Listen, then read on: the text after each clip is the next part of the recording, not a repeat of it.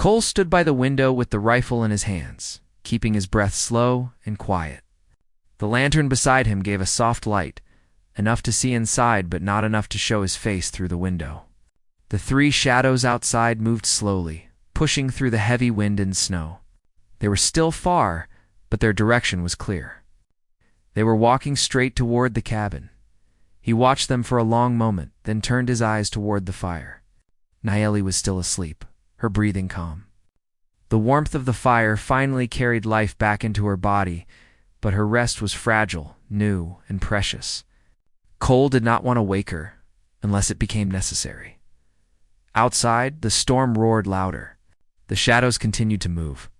Cole walked to the door and slid the wooden bar more firmly into place. Then he checked the windows again to make sure they were locked. His cabin was simple, but solid. He had built most of it with his own hands, and he trusted its strength. Still, a strong enough group of men could break through anything if they wanted to. He returned to the window and looked again. The shadows were closer now. He could make out the shapes of their coats, the way they leaned forward against the wind. They were not travelers lost in a storm. They were moving with purpose, not fear. Cole knew then that Nayeli had been right. The men had followed her. He stepped quietly across the cabin and touched Nayeli's shoulder. She woke instantly, her eyes sharp even through exhaustion. She pulled the blanket around her and sat up slowly. "What is it?" she whispered. "There are people outside," Cole said softly. 3 men. Coming this way, her face changed at once. Fear first, then tension, then a deep breath of steady resolve. She pushed the blanket off her legs and stood, though her body still trembled slightly. "How close?" she whispered. "Close enough to see soon," Cole said. Nayeli walked to the window, careful to stay low. She looked through a small crack in the shutter and saw the dark shapes moving through the storm. Her breath caught. "I know them," she said quietly. "They hunted us. They took my people's food. They took our horses. They burned our homes. They chased anyone who tried to escape." Cole nodded slowly. "Then they won't come here with peace." "No," Nayeli said. "They will not." She moved away from the window and steadied herself with one hand against the wall. Her legs were still weak from the cold she had endured, but her spirit seemed far stronger than her body. Cole walked to a small wooden chest near the corner of the cabin. He opened it and took out a second rifle. It was old, but it would fire true. "You know how to use one?" he asked. She hesitated for only a moment, then nodded. "I do." He handed it to her gently. She checked the weight of it in her hands, made sure it was loaded, and then looked up at Cole with a determined expression. "You helped me," she said. "I will help you now." The storm outside beat against the walls like fists. The fire crackled quietly, the only warm sound in a world full of cold danger. Cole and Nayeli stood side by side, watching the approaching men. Minutes passed, but it felt like hours. Finally, the shadows reached the edge of the cabin yard. They stopped only a few steps from the door. One of the men shouted something, but the wind carried most of his words away. Cole opened the small window, shuddered to hear him more clearly. A harsh voice reached them through the storm. "We're looking for a woman. Apache girl. She ran from us. We know she came this way." Nayeli stiffened. Cole kept his voice calm and strong. "No one here but me," he called back. "Storm's too strong for wanderers." The man outside laughed, a sharp and ugly sound. "Don't lie, cowboy. We saw tracks, and they lead right to this house." Cole shifted his rifle slightly. Nayeli stayed close but silent. "We just want the girl," the man shouted. "Give her to us, and we'll leave you in peace." Cole did not move. "You're not taking anyone from this cabin." The storm whipped the man's coat as he stepped closer. "Don't play hero," he said. "She's not worth dying for." Cole's answer came without hesitation. "I'll decide what someone is worth." Nayeli's eyes softened for a moment, but her grip on the rifle grew tighter. The man outside growled. "All right then." He motioned to the other 2 men. They spread out, one moving toward the barn, the other toward the side of the cabin. "They're trying to surround us. Nayeli whispered. Cole nodded. Stay low. Stay behind the table. Watch the back window. Nayeli moved quickly to her position, keeping her body hidden behind the furniture. The fire's glow lit her face as she crouched, ready. Cole stayed near the front window. The storm made visibility poor, but he could see enough. The first man approached the cabin wall, trying to stay out of direct view. Cole raised his rifle and fired a warning shot into the snow a few steps ahead of the man. The sound cut through the storm like thunder. The man jumped back. The other two shouted and ducked behind what little cover they could find. You really want to fight in a blizzard? Cole called. Turn around and go home. But the men didn't leave. Instead, one of them fired back, the shot slamming into the side wall of the cabin with a sharp crack. Nayeli flinched at the noise, but she did not panic. She crawled toward the back window and watched the second man try to sneak behind the cabin. He is trying to go around, she whispered. Cole's eyes stayed sharp. If he tries the window, stop him. Nayeli nodded, her breath steady, her hands firm on the rifle. Another shot came from outside, this one hitting the door. Snow blew through a new crack in the wood. Cole fired again, aiming near the man's boots. The figure stumbled and ran behind a tree for cover. The storm grew heavier. The snow twisted through the air in thick currents. It became harder to see anything beyond a few feet. For a moment, everything became quiet, too quiet. Nayeli breathed in slowly. They are waiting, as Cole said. Waiting for a moment when the storm hides them. The wind screamed against the windows. The fire flickered. The shadows outside moved, like ghosts through the snow. Then one of the men made his move. He rushed from behind the barn toward the back window. Nayeli saw him first. Without hesitation, she took her rifle, aimed, and fired into the snow at his feet. The shot made him fall, roll into the drift, and scramble back behind the barn. He will try again, Nayeli whispered. Cole nodded. They're desperate. Storm's getting worse. They need shelter too. Danger makes men foolish, Nayeli said softly. She was right. The storm was now so thick that Cole could barely see the front yard. The men outside were freezing. If they failed to get inside soon, the cold would defeat them before Cole ever had to fire another shot. The men seemed to realize that too, suddenly. The leader's voice rose again, louder this time. Fighting the wind? We don't need all three of us alive to find her. We only need one. She's worth enough to risk the cold. Cowboy, last chance. Open that door. Cole stepped closer to the window. You'll never take her. Nayeli stayed low, but ready. Her breathing slowed as she listened for footsteps. Watching both the door and the window, the storm pushed harder, snow piling higher against the cabin walls. The men outside tried to move through it, but the wind fought them with every step. Finally, a dark figure rushed out of the snow.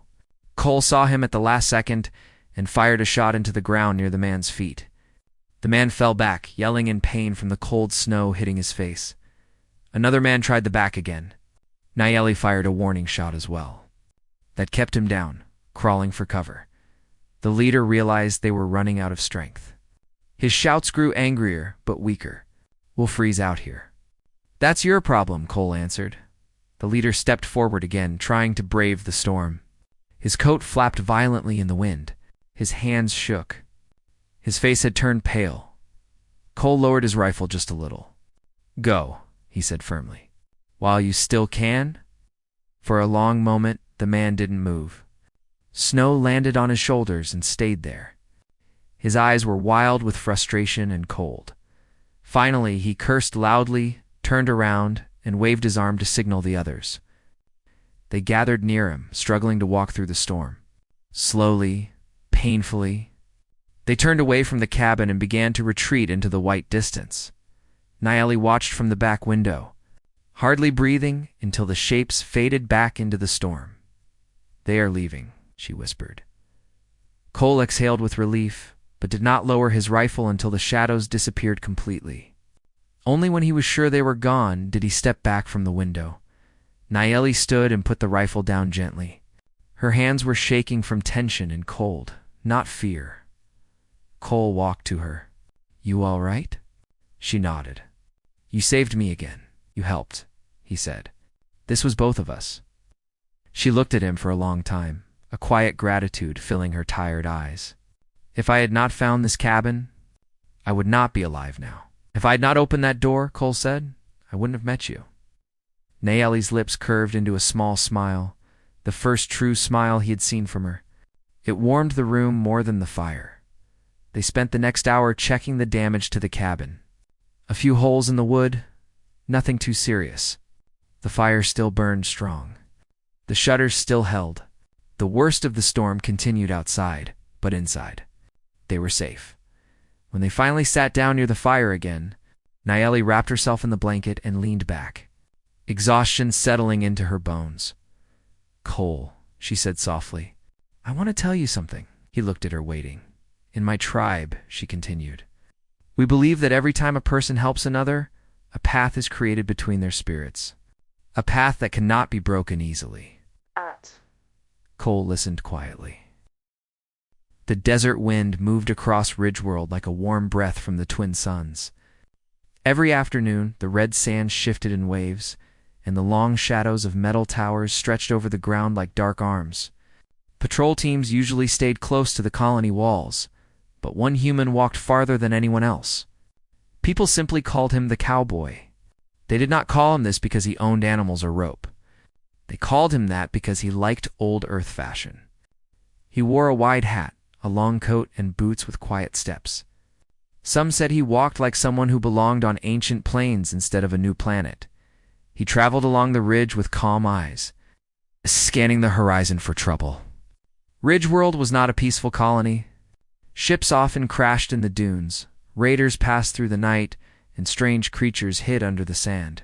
Still, he walked with steady confidence, as if the whole desert answered to him late in the afternoon. The Cowboy noticed something unusual near a broken rock formation. A flash of silver glowed between the stones. It was too small to be a ship, but too large to be a tool. He moved closer without rushing. He never rushed unless he needed to. When he reached the rocks, he found a destroyed scout pod, half buried in red sand. The pod was shaped like a small sphere with blue markings on its sides. The markings belonged to the Apache tribe, one of the native alien groups of Ridgeworld. The Apache were small, quick-bodied people with soft glowing marks along their skin.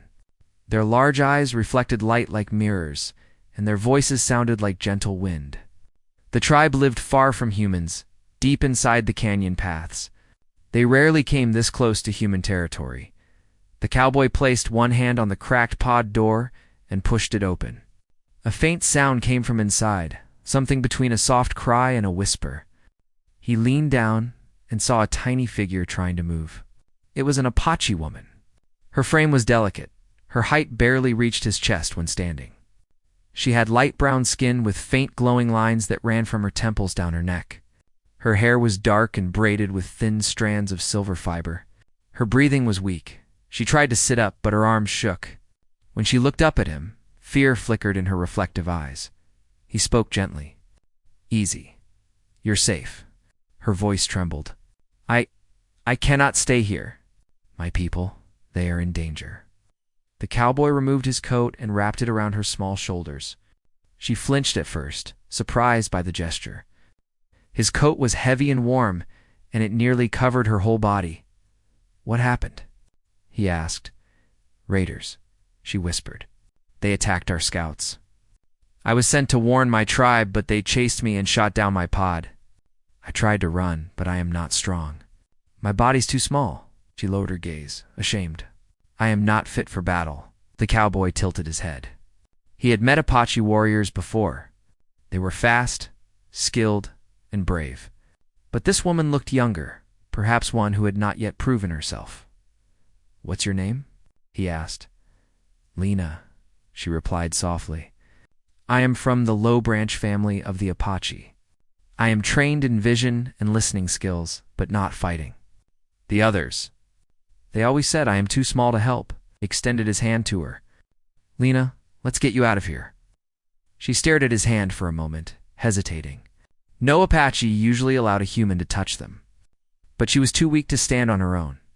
Slowly, she placed her hand in his. His grip was warm and steady. Without effort, he lifted her, supporting her weight easily. The moment surprised her. She had never felt human strength up close.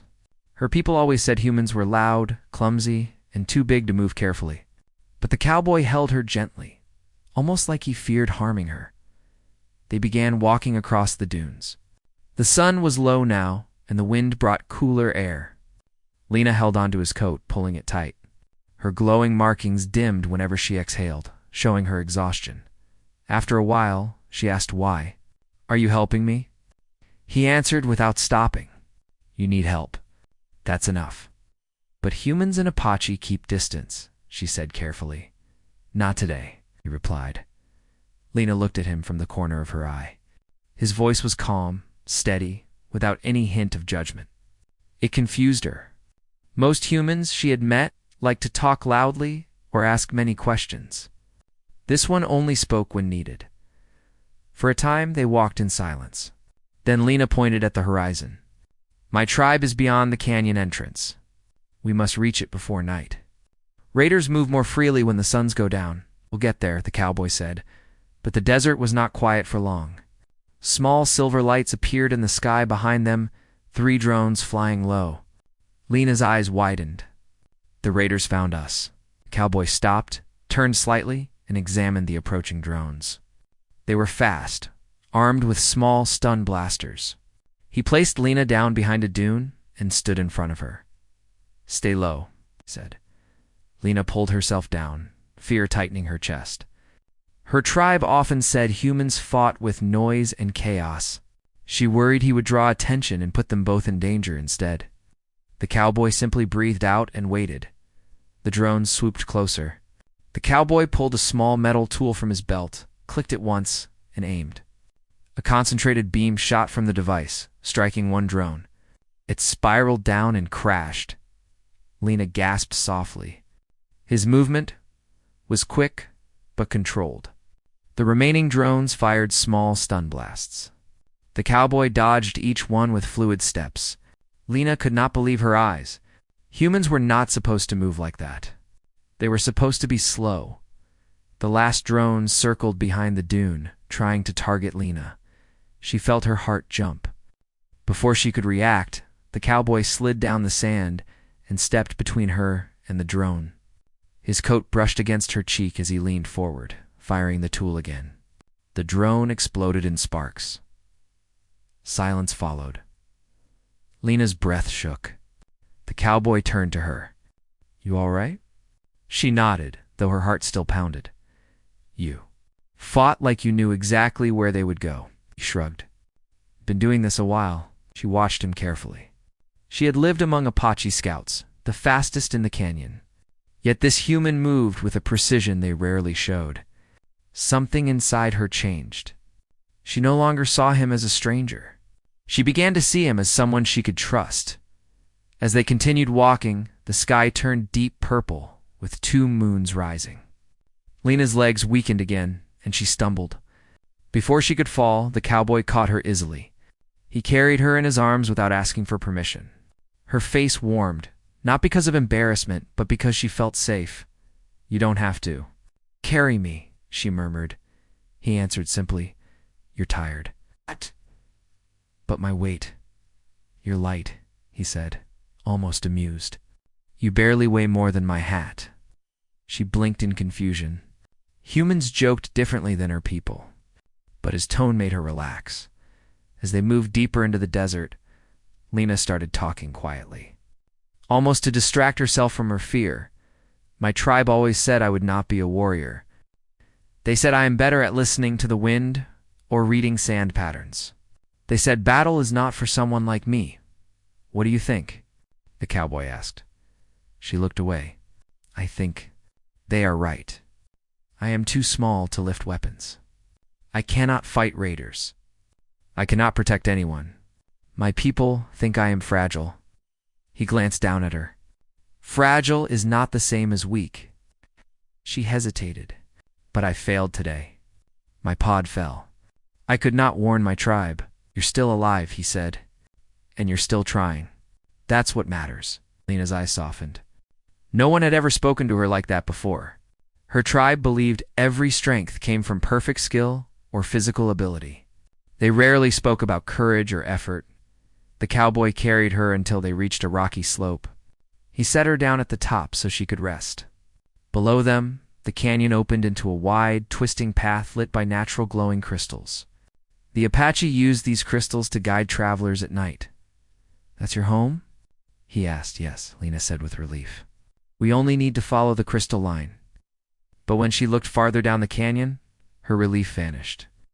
Dark smoke rose from the direction of her settlement. The glowing crystals flickered weakly, as if disturbed by nearby movement. Her hands shook.